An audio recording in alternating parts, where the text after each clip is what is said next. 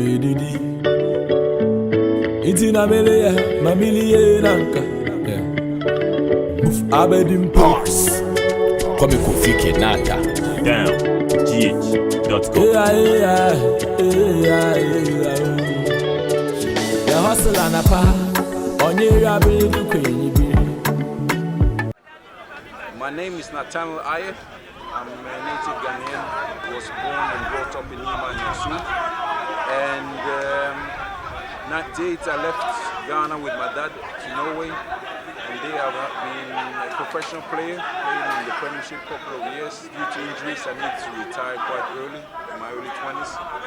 So after that, I ventured into entrepreneurship, as in real estate. I have the cleaning business in Norway, and also I became a football agent together with some old football friends. So we've been working now together with a good scout and friend of mine called Clifford, which has connected me with Gaddafi and your team. So through that, we have now started to work with Benjamin and also some other local players around in a project we have by bringing down scouts and also sports directors to Ghana to discover good talents and players. So that's my long story, very short.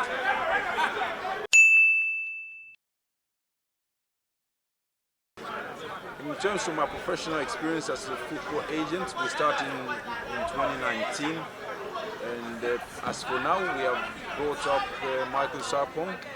He was offered a contract, and through that experience, we saw that the Gold Coast, and especially Ghanaian players, are well received in the Nordics, and through that philosophy too of the experience other agents have had by bringing African players up to the Nordics, we think definitely it's a good stepping stone for them to be seen by the world.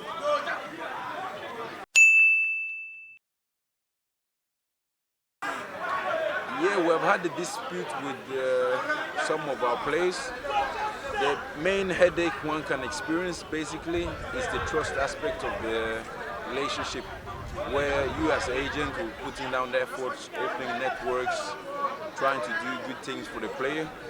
And then when the situation of money comes to the table, you see a different character, that the player suddenly becomes greedy or don't want to comply to the agreement we have, and then we have to start with going and pursuing them legally in order to have the right financial share of the deal that comes up.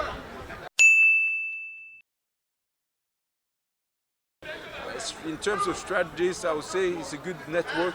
Clifford has been doing a good job here locally, and when we've been here together, it's about using my network of football experience through other footballers, connecting with coaches and creating a marketing interest for the players. So that's basic strategy. So you have to use like supply and demand, like in all other business. In terms of supply, you have to find good players. In the demand, you have to find the demand and the way to place the player. So simple as that. As for now, we have not lost any clients. It's been the other way around, whereby we have come to grow and develop as agents too and scouts to figure out that, okay, maybe the belief we had of a player early stages, the player maybe have not taken the right steps. We do have some diaspora players from different African nations that's been brought up in Norway. Some of them are playing in the Premiership, some of them are playing in Tier 1. And with them we have, through the years, come to an agreement that, okay, we have done what we can do now, we have not taken the needed steps. So for those reasons, we don't see what more we can do for you. So when we have agreed on that, the player understands we have tried, they are seen through our efforts, and then they have to carry on their own way. In terms of that, I'm an entrepreneur and having a business mind. When the player gets some assets, we are ready also to financially manage them, to help them invest in real estate and do smart things rather than just parting the money, using it on females and liabilities. So that's basically what we can advise them and help them with.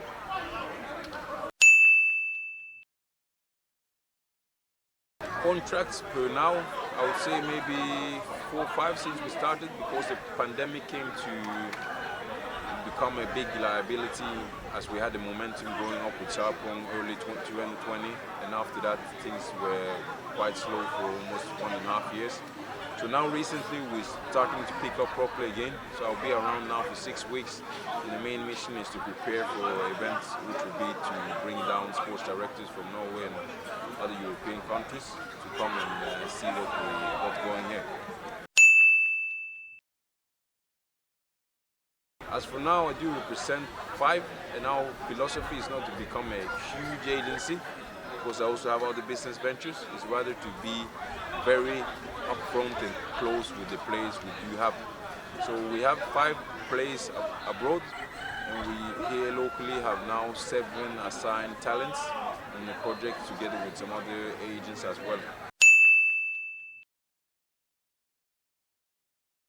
In terms of year experience, we started in 19, so it's just to do the maths, 19, 20, 21.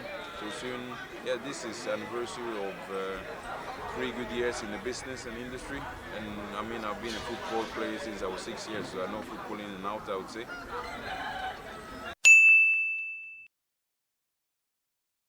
For representing you, first and foremost, Charlie, you need to play the ball. So it depends. If you know how to play, I can do. But for me, I don't represent any player.